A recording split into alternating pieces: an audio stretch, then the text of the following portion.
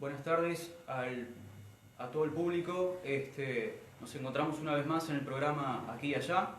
En el día de hoy estaremos tratando el panorama político en América Latina en la actualidad, con la presencia de dos invitados. Queremos ya desde un primer momento invitar a todos a la participación, generar esa cultura participativa de este programa, que trata de dar cuenta de algunas noticias y acontecimientos que muchas veces son silenciados por la prensa local. Y a través de la participación de ustedes y los comentarios, generar este espacio de intercambio entre todos.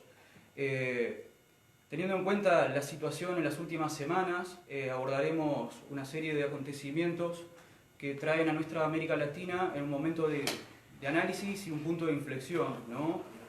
Brevemente repasar las protestas sociales ocurridas en Ecuador y que continúan en Chile, con una represión agresiva por parte de las Fuerzas Armadas, algunas reformas de derecha bastante duras para la clase trabajadora, como es el caso de la reforma de la Previdencia en Brasil, y el escenario electoral que se viene viviendo en Bolivia desde el domingo anterior, y las elecciones de este próximo domingo, tanto en Argentina como en Uruguay, sumado el plebiscito de vivir sin miedo.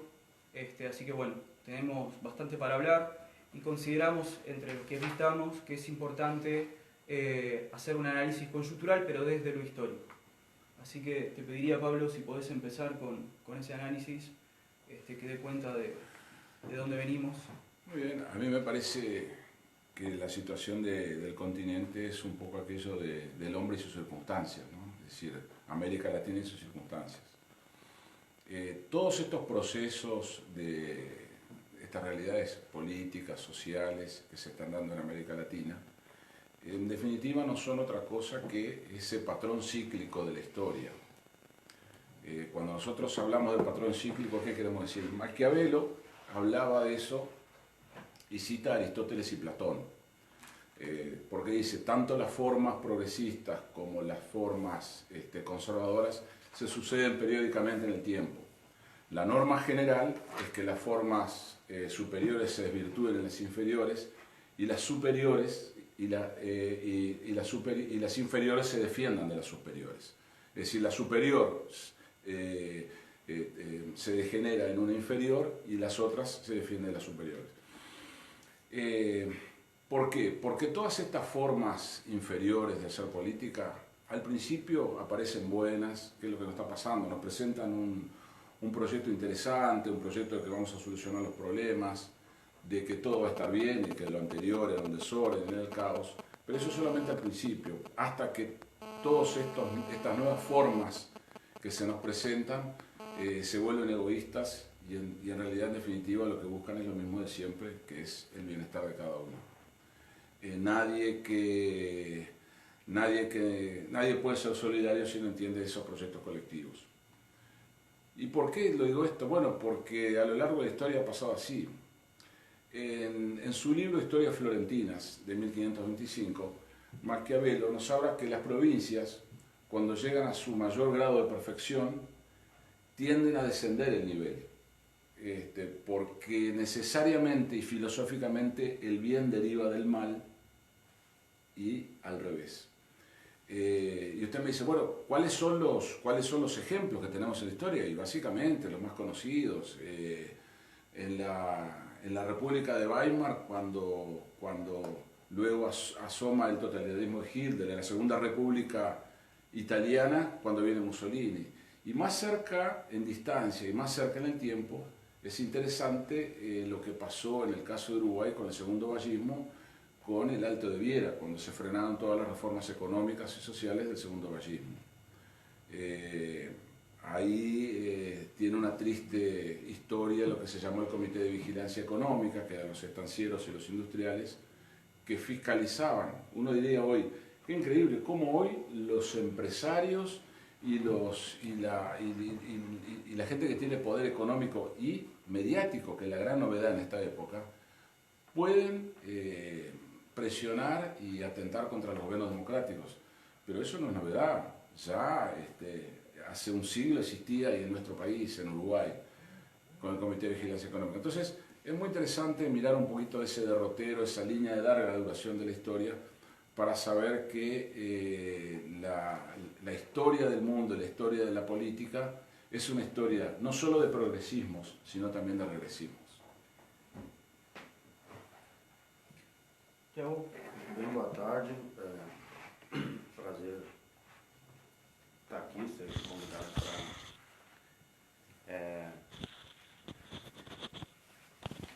para esse bate-papo sobre a conjuntura latino-americana, conjuntura política e econômica latino-americana. Prazer compor a mesa aqui junto com o Pablo e o Rafael na mediação. Sempre, quando estou em casa, acompanho aqui a já, então sou desde já gratificado por isso. Bem, eu não sou um analista propriamente político, minha formação reside em outro campo, embora eu seja militante de um movimento social. Eu sou um estudioso de outra área, mas que me permite analisar diferentes áreas da sociedade e, como não poderia deixar de ser diferente, meu olhar, como de muita gente atualmente, se voltou para as questões mais amplas da América Latina, né? O que equivale a dizer que a América Latina voltou à pauta, digamos, internacional, por conta de uma série de questões. Embora essas questões precisem de aprofundamento, e acho que, enfim, é de extrema necessidade recolocarmos historicamente o contexto latino-americano em termos não só históricos, mas também filosóficos, minha postura vai ser simples, de tentar buscar alguns elementos que ajudem a quem está vendo aqui, assistindo aqui já, e nos ouvindo, a entender que o que está acontecendo na América Latina nesse momento e desde já uma questão para pensar. É muito difícil analisar os fatos no momento em que eles acontecem, né? Embora seja possível, através de reflexão, análise, apontar determinadas tendências. Bem, desde o Brasil, desde a minha relação e militância no interior de um movimento social, que é o MST, nós estamos muito focados não só na conjuntura brasileira, que é terrível, mas também com um olhar para outros países que estão à nossa volta e que compõem a correlação de força da geopolítica latino-americana, vamos dizer assim. Finalmente, pretendo não me alongar muito, mas defender uma ideia assim que voltou à pauta da análise da correlação de forças do momento atual, que é a ideia ampla, mas é uma ideia de que chegou ao fim a convivência, embora ela não tenha sido uma convivência amistosa, mas ela foi uma convivência, chegou ao fim e é preciso que o povo latino-americano tome uma decisão e ache um rumo, um caminho para a questão antagônica entre, de um lado, democracia e de outro, neoliberalismo. Quer dizer, ou os povos latino-americanos varrem o neoliberalismo de seus chãos nacionais, de seus chãos históricos, ou o neoliberalismo acaba por aquilo que a nossa geração entende por democracia. Embora ela não seja uma democracia plena, e há que se questionar sempre os nossos processos democráticos, mas ainda assim ela é uma democracia. É o que nós temos, ou seja, se pensarmos em ditaduras ou coisas parecidas que aconteceram na nossa América Latina, é óbvio que nós vamos preferir viver numa democracia. Então, essa ideia, vou defender esse ponto de vista, que são duas coisas antagônicas. De um lado, democracia, e de outro, o neoliberalismo. Hay una cosa interesante que él decía, era que él venía del movimiento social, como de cierta forma minimizando la militancia del movimiento social. Yo diría que es exactamente al revés. En la década fin de la década del 60 y la década del 70 empezó todo un movimiento mundial donde se cuestionaba, y quizás quizás por ahí vendría también interesante analizar, porque fue justo en esa época que empezaron los golpes de Estado. Empezaba la deslegitimación de las principales formas políticas de representación de la sociedad. Las dos principales formas de representación política de la sociedad, por antonomasia, son los sindicatos como forma dura y los partidos políticos occidentales. Y en esa época empezó a generarse todos esos grandes movimientos, los nuevos movimientos sociales, como el movimiento hippie, como el movimiento feminista, como el movimiento de defensa de las minorías. Entonces, por eso yo decía al principio, es interesante estudiar los ciclos de la historia, porque se repiten. Y nosotros ahora estamos viviendo una etapa muy interesante que es, estamos, para algunos analistas, yo en realidad discrepo, dicen estamos viviendo el fin de la era progresista y estamos viviendo el principio de una era más conservadora. Yo diría, bueno, la prueba del 9 sería qué pasó con Chile, ya que hablamos de Chile. Chile es el país más privatizado del mundo, al colmo de que los agricultores en Chile no tienen agua para regar sus campos porque las grandes multinacionales han represado todo el agua en los valles de Chile. Chile, los jóvenes que estudian en la universidad se endeudan por el resto de la vida. Estudian 5 años para recibirse en la universidad privada de Chile y pasan endeudados 50 años. El famoso tema de las AFP, es decir, qué raro es lo de Chile, todo parecía que estaba tan bien, pero no estaba tan bien. Yo ahora con este tema, y tuve la oportunidad, me pasé mirando mucho la televisión chilena, que entrevistaban a la gente, y tiene dos particularidades la situación en Chile. No fue como hace unos años atrás, cuando también hubo protestas estudiantiles, que la líder fue la hoy diputada comunista Camila Vallejo. No hay una verticalidad en el movimiento que existe en Chile, es una horizontalidad, no hay líderes, no hay referentes. Entonces, el gran problema de Piñera es negocio con quién, hablo con quién. No puede parar nada porque no tiene con quién hablar, porque están deslegitimados los partidos políticos chilenos, porque están deslegitimados las cámaras empresariales, porque está deslegitimado el gobierno. ¿Con quién habla? No tiene con qué hablar. Es un movimiento muy interesante el de Chile y yo creo que es la principal variable que explica la situación. Yo me animaría a decir que así como en el 89 la caída del muro de Berlín fue el símbolo del fin del socialismo real, que podemos tener toda una discusión sobre eso, pero es el símbolo, ¿verdad? La caída del muro de Berlín. La caída el caos que vive en Chile hoy es el principio de la caída del capitalismo mundial, en ese sentido, en esa forma de capitalismo salvaje, que solo busca el lucro, que solo tiene interés en la ganancia. Bien, ya continuamos. Antes, nuevamente hacer el llamado a toda la audiencia de participar. Es importante para nosotros la participación de ustedes, con preguntas y comentarios.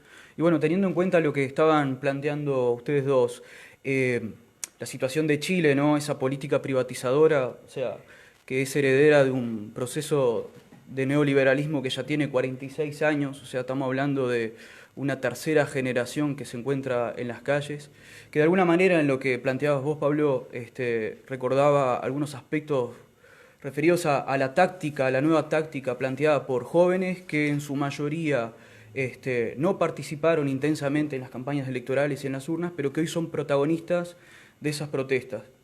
Y por otra parte, también la participación y la acción en las redes sociales, ¿no? O sea, que es también un elemento a tener en cuenta.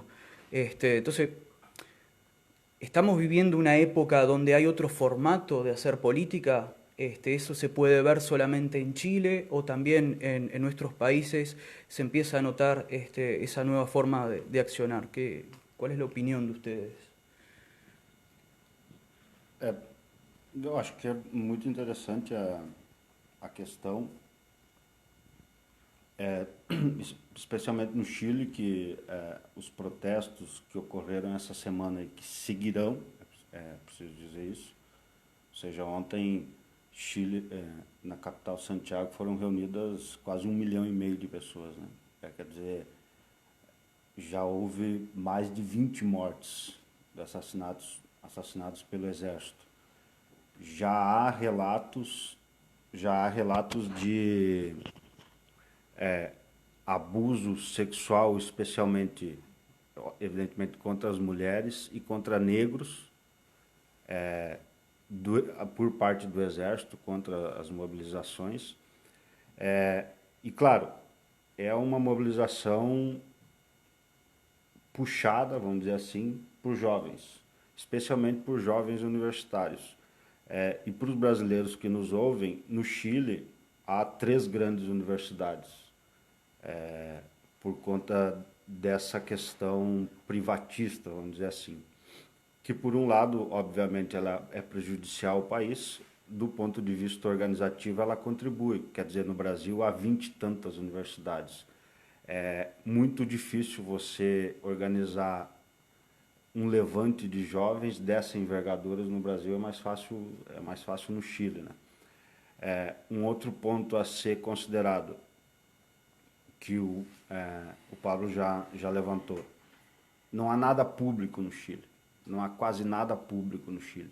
De outra parte, a política do Chile, ela ainda segue o que foi montado na era Pinochet, que, se todos lembram, o Pinochet deu um golpe em 73, derrubou Salvador Allende, e seguiu governando sob uma ditadura até 1990. Aliás, abre um parênteses, há um filme muito interessante sobre esse processo de abertura do Chile, que se chama No. Ele é de 2012, né? Quer dizer, para os brasileiros não, mas ele é No. A campanha do sim e do não, o Pinochet, em 88, lançou um plebiscito para se deveria ou não ter abertura política. Houve a abertura política. No entanto, o Pinochet seguiu como comandante máximo do exército durante toda a década de 90.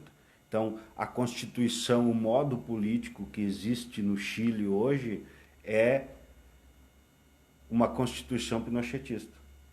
Quer dizer, ainda há traços de, digamos assim, e a Constituição pinochetista foi armada de tal modo para que a esquerda não chegasse a governar. Quer dizer, os 2 grandes partidos do Chile que disputam por cima, há uma espécie de voto distrital no Chile que eu não sei explicar direito, mas é mais ou menos parecido com os Estados Unidos, em que nem sempre o deputado mais votado é o que vai para a Câmara, né? Então, é mais ou menos nessa perspectiva. E quer dizer o seguinte, a classe política do Chile é uma das mais perversas do mundo. Eu vi dados num site brasileiro que chama É o País, né, um jornal de orientação progressista e de esquerda no Brasil, que diz que os políticos chilenos recebem, em média, 5 vezes mais do que a média dos políticos mundiais. É uma coisa absurda. E, de outra parte,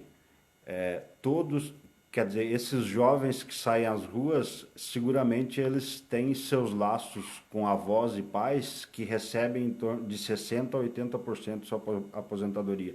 Mais da metade do povo chileno vive com em torno de 140, 180 dólares por mês, ou seja, muito abaixo, né? Quer dizer, é um povo endividado. Então, voltando a essa questão, há um novo jeito de fazer política aí, a resposta pode ser um pouquinho mais longa. Vi e li análises de pessoas comentando sobre como é parecido o movimento no Chile hoje com os que houveram no Brasil em 2013.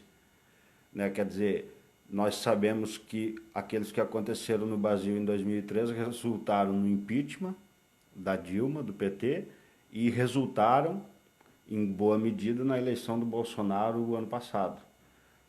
Só que, né, quer dizer, aquele movimento 2013 do Brasil, a sua narrativa, a sua liderança, a liderança política no Brasil foi tomada por 2 forças que estrito sensu elitista no Brasil. Né? Quer dizer, há muitas coisas da elite do Brasil, mas duas instituições brasileiras que são majoritariamente da elite, são a mídia e o Poder Judiciário, né? Quer dizer, e essas duas forças tomaram para si a liderança do 2013. Aconteceu o lavajatismo e a mídia, especialmente capitaneada pela Rede Globo, deu praticamente o golpe, né? Quer dizer, o golpe é um golpe do lavajatismo e da imprensa. No Chile acontece ao contrário, né? Quer dizer, há um governo de direita, né? O Piñera é um governo com traços de direita. O que ele está fazendo hoje é o golpe militar. Há toque de recolher no Chile, né? Essa semana teve toque de recolher. Então, quer dizer, essa nova política no Chile pode apontar uma tendência que é a seguinte, uma saída à esquerda. Pode apontar isso. Vai sair à esquerda? Não se sabe. Uma vez que os movimentos da história sempre, os movimentos sociais, as insurgências sempre são espontâneos, né? Depois cabe a uma esquerda organizada, que eu tenho minhas dúvidas no Chile de como ela é. Eu não estou batendo aqui na esquerda do Chile, mas eu não sei que quantia de representação ela tem nesse movimento. Então, é uma questão a se analisar. O que eu diria é o seguinte, a saída dos protestos de 2013 no Brasil foram para a direita. A questão do Chile é uma tendência de que a saída desses protestos sejam à esquerda. Hay una nueva forma de ser. Tenemos una preguntita, Sí. Quizás puedas Sí. considerarla, Pablo. Viene de Ricardo Almeida, quien plantea lo siguiente, leo tal cual está. Partindo do princípio de que as experiências ensinam, desde que se reflita sobre elas, quais são os ensinamentos que podemos extrair das mobilizações que ocorrem no Brasil, se possível, fazer uma comparação com os protestos no Chile. Obrigado y parabéns. Creo que el compañero le acaba de contestar perfecto. Una es una salida para la derecha y otra es una salida para la izquierda. Pero tú decías, ¿hay una nueva forma de hacer política? Hay una nueva forma de hacer política. ¿Es buena para la democracia? Sí y no. ¿Por qué sí? Porque lo que nos permite las redes sociales, lo que nos permite la Internet, es un poco solucionar aquello que pasaba en la antigua Grecia. Yo sé que me estoy yendo a la filosofía, pero en realidad es un defecto profesional, porque en realidad los politólogos estudiamos mucha filosofía, estudiamos mucha la historia política del mundo. En aquel entonces existía el Ágora, que era ese espacio donde todos se manifestaban y podían opinar. Claro que tampoco era muy democrático, porque vos tenías que tener el don de la palabra, o sea, saber hablar, no tenías que ser esclavo y tenías que tener dinero. Es decir, muy linda la democracia griega, pero tenía también una especie de democracia sensitiva. ¿Qué pasa hoy? Hoy con las redes sociales, más allá de lo que piense Humberto Eco, que dice que las redes sociales le dieron vida a los idiotas, ese es otro tema. Pero yo creo que las redes sociales le dan vida a todo el mundo y es un espacio donde todos pueden participar. ¿Por qué es bueno? Porque permite más transparencia, porque permite escuchar la voz de todo el mundo, porque permite que nosotros veamos en vivo lo que está pasando en Chile. Ahora, ustedes se imaginan si hoy, con toda la tecnología de que todo el mundo tiene una cámara a mano, de que puede filmar, pasa lo que pasa en Chile, lo que hubiera sido en el 73, lo que fue en el 73 con todos esos desaparecidos.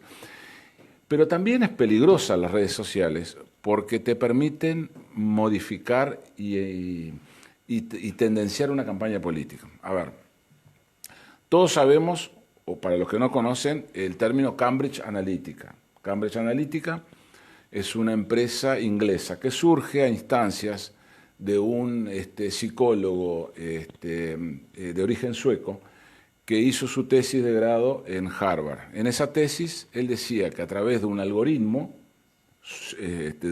social y matemático, él te podía leer las redes sociales y detectarte, leyendo lo que tú ponías en las redes sociales, saber tu tendencia. Con 10 me gusta sabía si vos eras blanco o negro, con algún me gusta más si eras de derecha o de izquierda, si tenías tendencias homosexuales o no, y al final, estudiándote un tiempo tus redes sociales, sabía perfectamente qué mensaje te podía direccionar para que vos votaras lo que él quisiera. Cambridge Analytica, que es una empresa inglesa, contrató el algoritmo de este psicólogo sueco y desarrolló todo un algoritmo informático, que se lo vendió por 200 millones a la campaña de Donald Trump.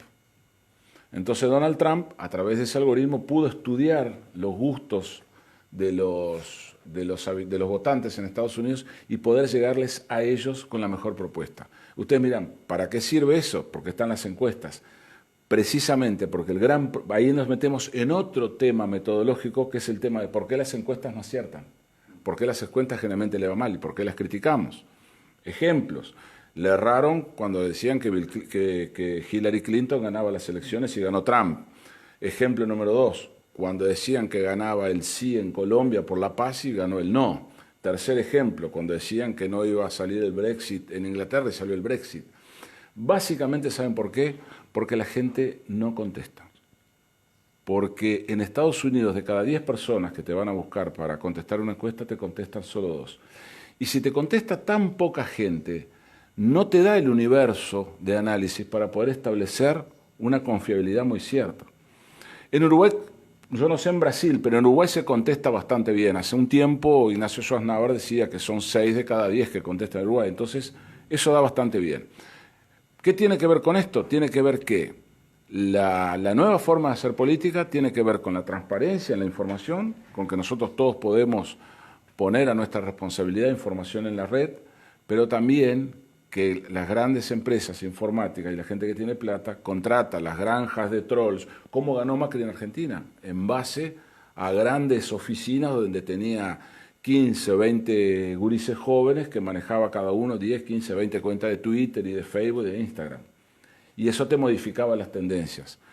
¿Cuál es la diferencia? ¿Cuál es la diferencia con los nuevos movimientos sociales, que es el caso de Chile? Que esta gente no se maneja con el universo virtual, sino que se maneja con el universo real. Entonces, en vez de estar atrás de una cuenta falsa o de una cuenta verdadera en redes sociales, va a la calle a manifestar. Va a la calle a manifestar y así le va, ¿no? Los carabineros que lo digan. Bueno, estamos hablando de Chile porque sin duda es un tema que está latente para todos los latinoamericanos que nos sentimos pertenecientes a esta gran patria, que nos preocupa, pero que también nos da un poco de aliento de saber que hay posibilidades reales de transformar esta realidad. Pero anterior a Chile, todos sabemos bien que se produjo un acontecimiento similar en Ecuador, ¿no? Donde de alguna manera encendió la chispa del mes de octubre de las protestas, ¿no? Y así como hablamos de la participación de los jóvenes y estudiantes en Chile, se destaca también en ese elemento social de participación en la calle los colectivos indígenas, ¿no? Y la presencia de las mujeres.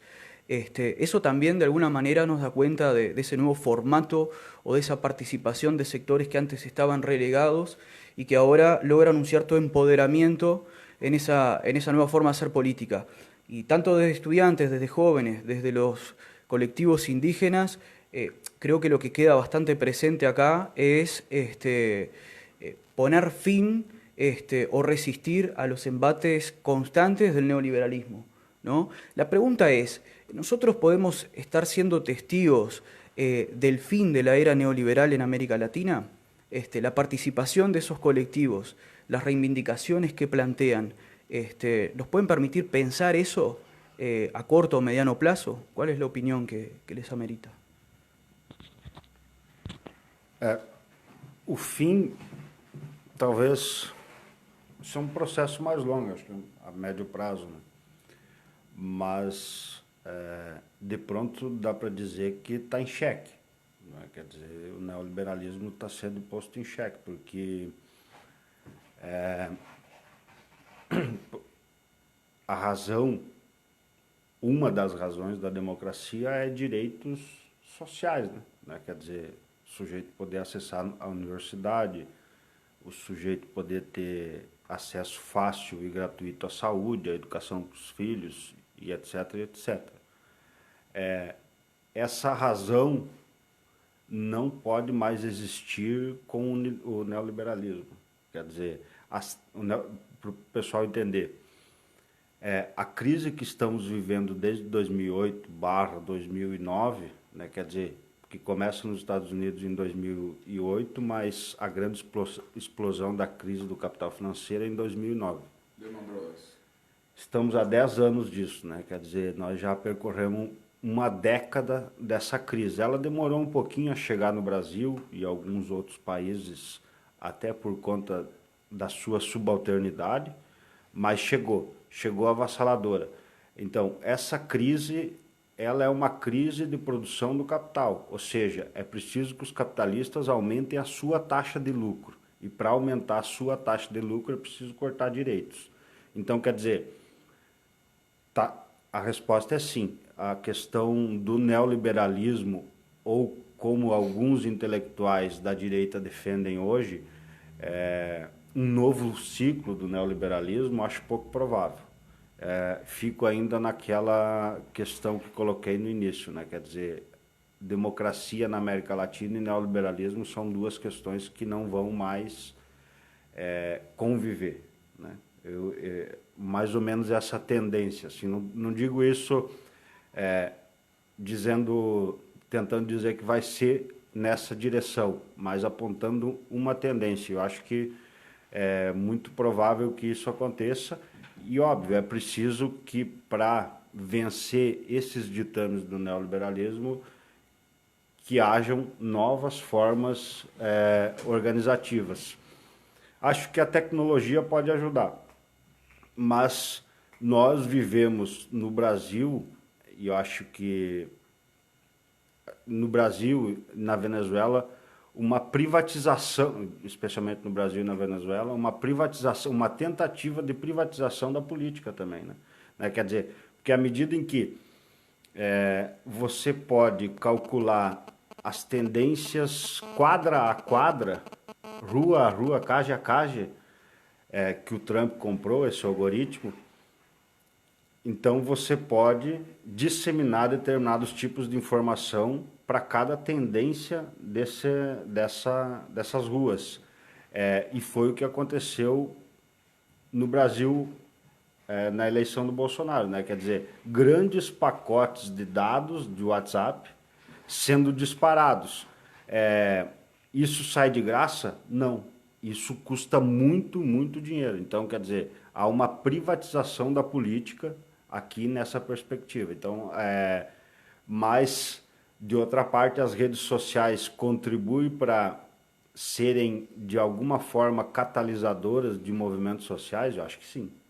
Eu acho que as redes sociais contribuem, porque ainda há na internet um espaço livre, né? Ainda há na internet um espaço livre. Então, eu acho que nós temos que olhar com cuidado para essa questão, mas, ao mesmo tempo, saber que elas podem sim serem catalisadoras de novas formas organizativas. Quer dizer, grupos imensos de esquerda se organizam pelo WhatsApp hoje em dia, né? Fazem discussão, disseminam notícias, etc, etc. Então, há sempre os prós e os contras nessa perspectiva.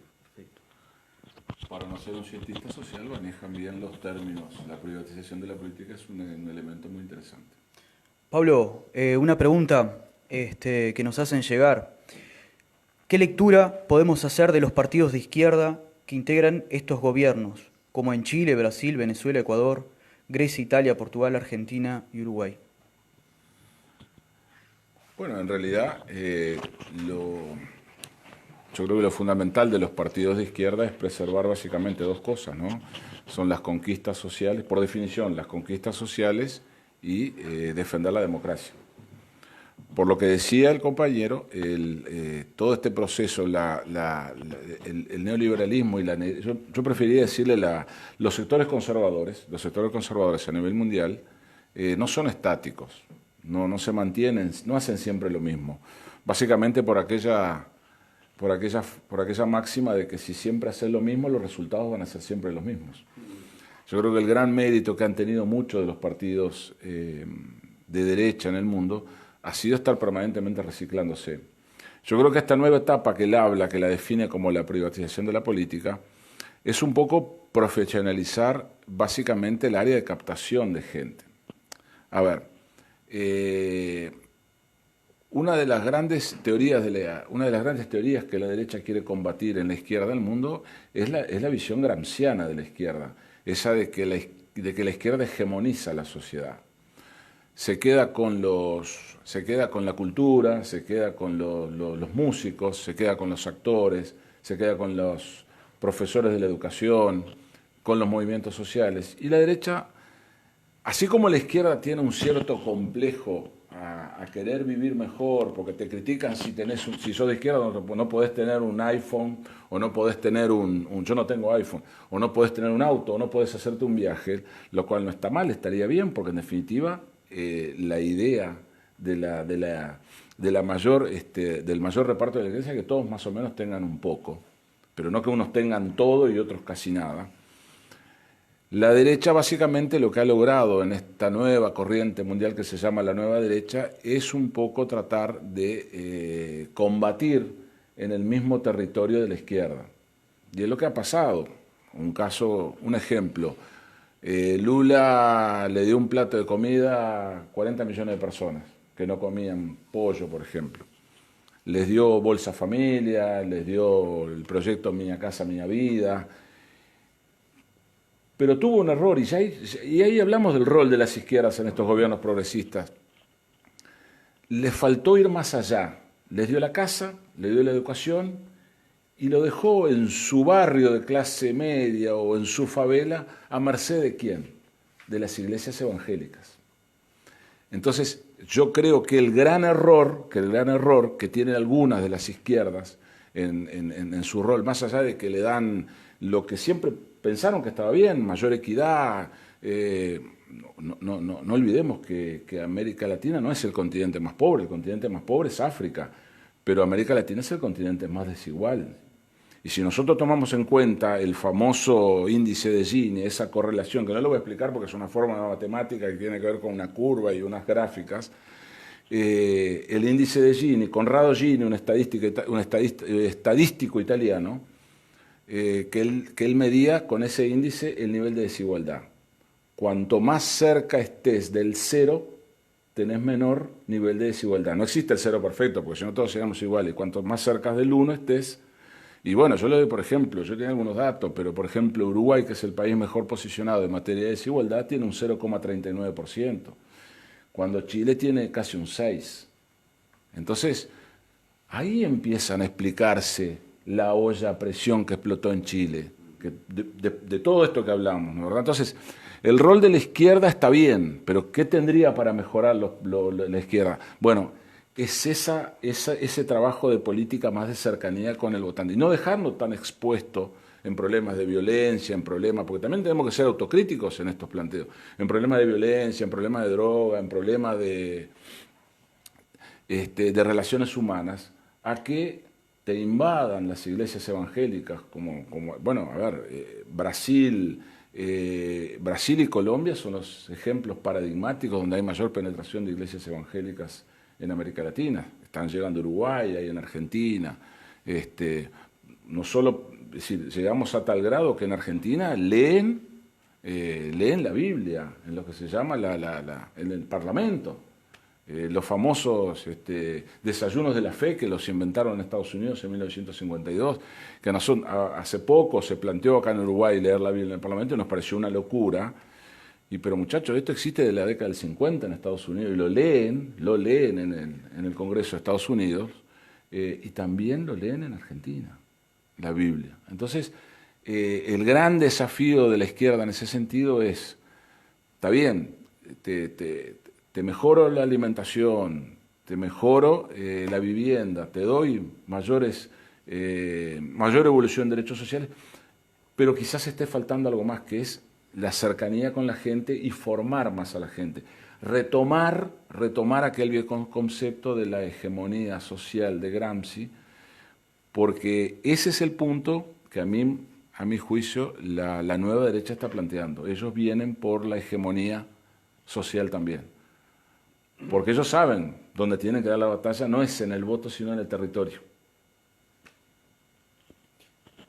Bien, que sin duda eso que decís, Pablo, da cuenta de una fuerte despolitización también, ¿no? La penetración Claro. de las iglesias evangélicas que de alguna manera aportan a eso.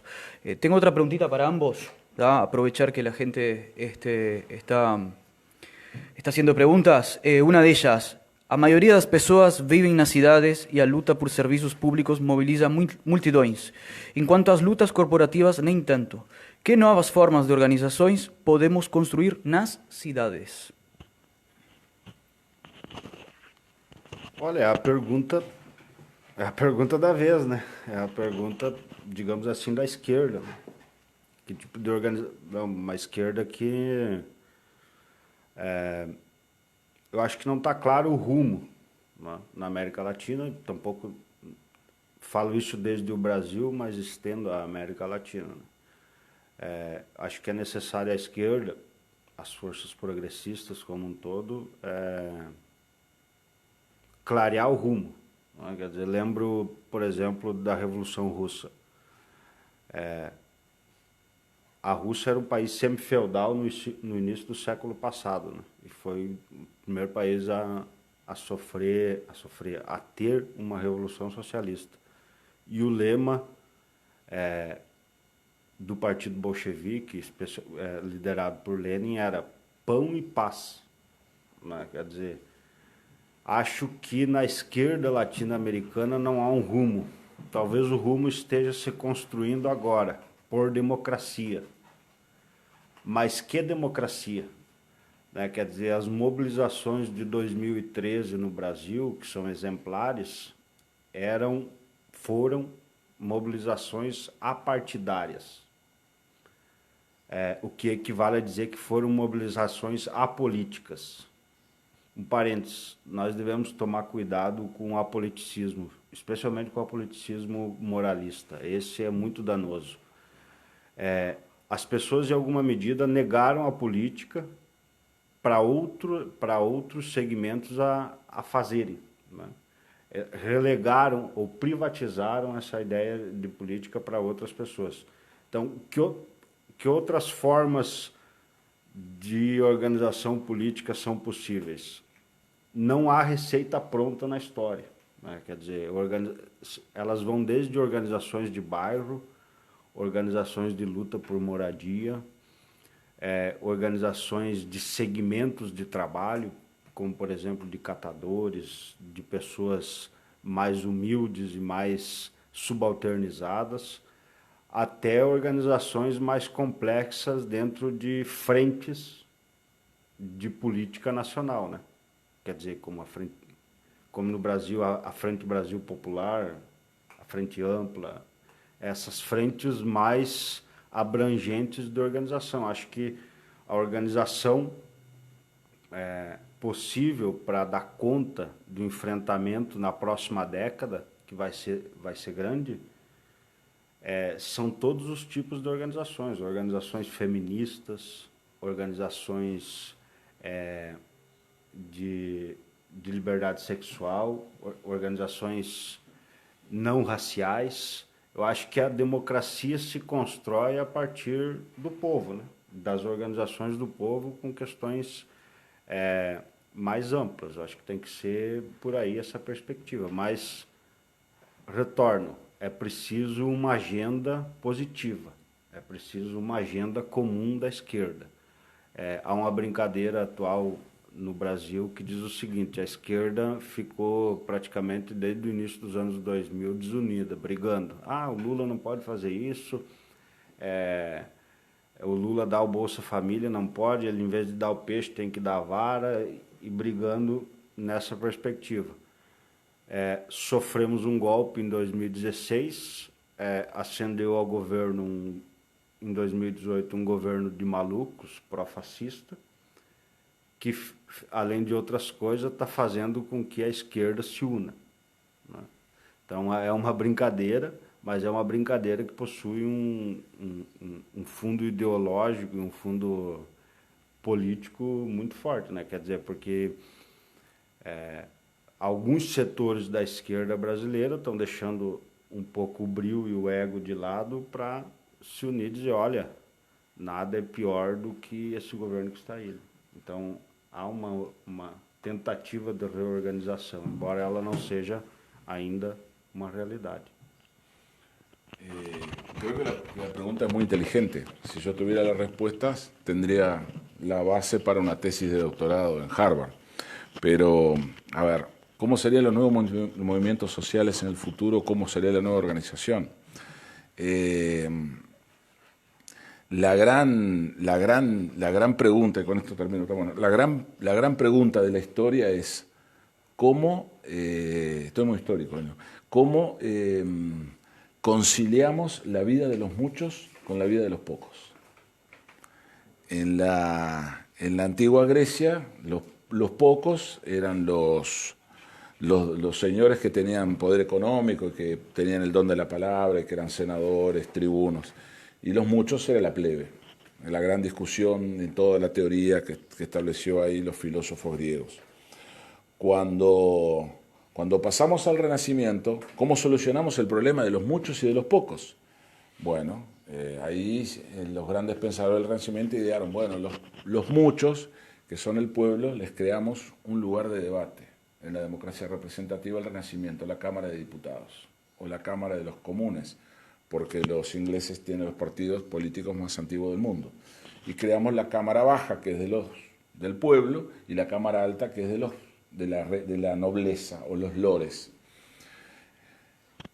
Cuando surge todo el problema de la democracia en América, Montesquieu, que viene a estudiar América, el gran problema de los muchos y de los pocos, hay una anécdota que dice que Montesquieu previó todo lo que se venía en Europa con las revoluciones, porque un día que llega a andar a caballo en su Montesquieu, un conde, se baja el caballo y el que le cuidaba el caballo lo mira a los ojos y el tipo dice, ¿cómo me va a mirar a los ojos? Esto es un problema, no me puede mirar a los ojos. Y se asusta, tengo que resolver el problema de los muchos y de los pocos que no están dando bien. Se viene a estudiar la democracia en América. ¿Qué descubre en América? No había nobles. No hay nobles, son todos iguales. Entonces, ¿cómo no puedo establecer una cámara de lores y una cámara de comunes?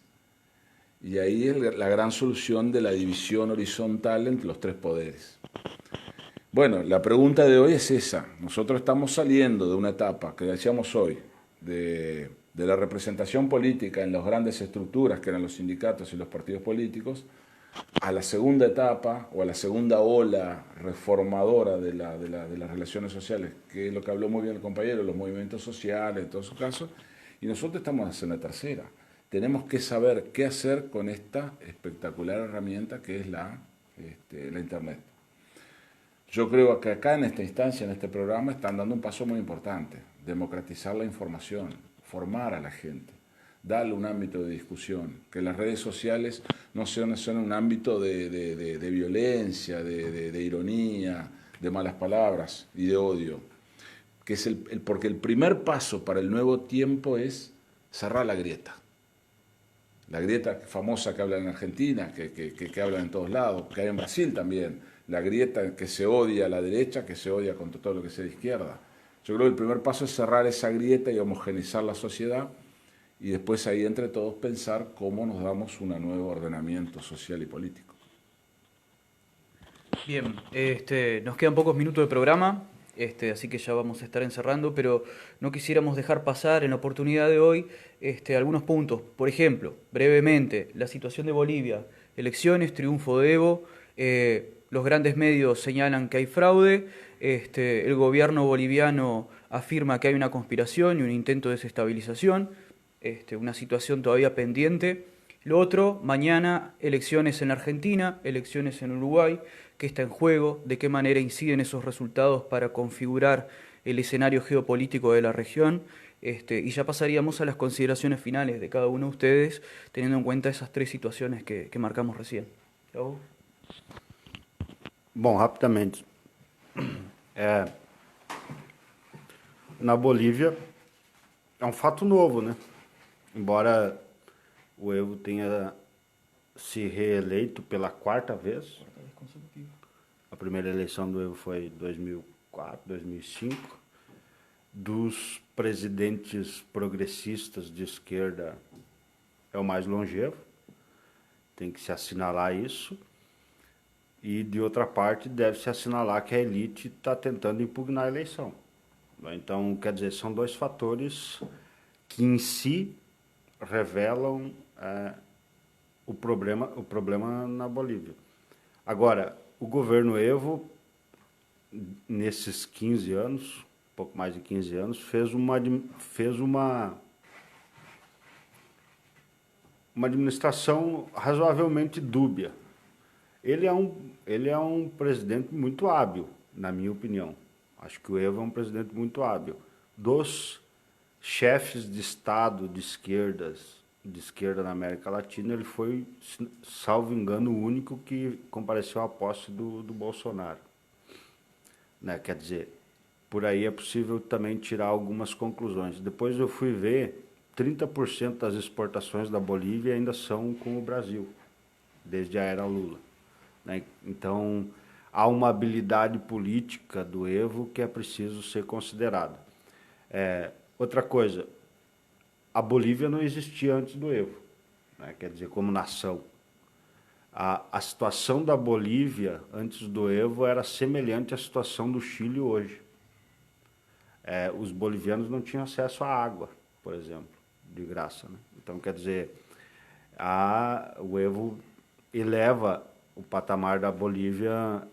A Bolívia é um país hoje que cresce a 6% ao ano. Tinha que pegar isso, o chefe de Estado brasileiro, que acha que o Chile é a Suíça da América Latina, é a Bolívia, comandada por um índio. O que o Evo fez? Ele uniu uma classe indígena, que é grande na Bolívia, por sua própria constituição, e uma classe operária. Né? Quer dizer, mais dois elementos que é importante ter da eleição do Evo. Ele tem maioria no Senado e falta, pelas informações, pesquisei informações de Bruno Altman, que é um sociólogo, um analista político brasileiro, falta-lhe um deputado para ter maioria na Câmara. Então, ele, possivelmente, a tendência é que ele maneje essa crise que existe agora. Bem, 2 pontos mais. O mês passado, esse mês, nesse período, a reforma da Previdência foi aprovada no Brasil. Né? Quer dizer, mas é importante ressaltar que a vitória da reforma da Previdência no Brasil não ficou por conta da patota da família Bolsonaro. Ela foi tomada da família Bolsonaro e ela ficou como vitória do presidente da Câmara, que é o Rodrigo Maia. Né? Então, quer dizer, há pelo menos 4 núcleos ideológicos dentro do governo Bolsonaro, o que o torna um governo esquizofrênico, um governo de malucos. Nós teremos possivelmente muitos desdobramentos no ano que vem no Brasil. Há opiniões de que se o Bolsonaro fica até o fim do mandato, fica ou não fica. Há já pontos sobre impeachment sendo levantado e assim por diante. Bem, mas a situação do Brasil não é nada boa. Né? Quer dizer, a privatização das universidades com um programa que eles estão implantando que chama Futurice, né? Isso é a privatização do ensino público. A Previdência foi a reforma trabalhista ainda feita o ano passado, ou em 2016. Então a situação do Brasil não é nada boa. Ela caminha para uma convulsão social semelhante ao que está acontecendo no Chile hoje. Né? Quer dizer, um empobrecimento da nação na próxima década será tremendo. E, finalmente, encerro dizendo que uma pauta da esquerda, para voltar ao tema, que mobiliza o Brasil, que aglutina as pautas da esquerda, e eu diria que até algumas pautas da esquerda latino-americana, é a pauta Lula livre. O Lula livre se tornou algo meio caricatural em alguns lugares, e as pessoas tendem a tirar o fundo histórico que isso carrega. Ou seja, o Lula hoje ele representa e aliás estava em julgamento essa semana se ele saía de novo ou não. O Lula continua mesmo preso fazendo política. Né? E ele se tornou um grande problema para a elite que o colocou lá. E ele sabe disso. E parte da esquerda sabe disso também. Então, quer dizer, os lavajatistas, a máfia da Lava Jato pediu para que ele saísse em regime semiaberto. Ele não quis, não aceitou. Porque ele sabe que ele aglutina boa parte da pauta da esquerda. Eu diria que um ponto de convergência da esquerda nacional é a questão Lula. A questão Lula é fundamental, porque se por um lado há a dignidade da pessoa humana também, né? A gente sabe de todas as coisas que o Lula passou na prisão, mas só o Lula é capaz de uma nova reorganização. Ele é um símbolo, não a pessoa necessariamente do Lula, mas o Lula é no Brasil uma instituição, é uma instituição política. E isso é muito importante ser ressaltado. Bom, já finalizo agradecendo o convite aqui do Aqui e Já. Foi um prazer participar aqui dessa mesa. Espero em outras oportunidades também poder conversar, debater sobre temas que são muito importantes para a nossa fronteira aqui, para o Brasil, para o Uruguai.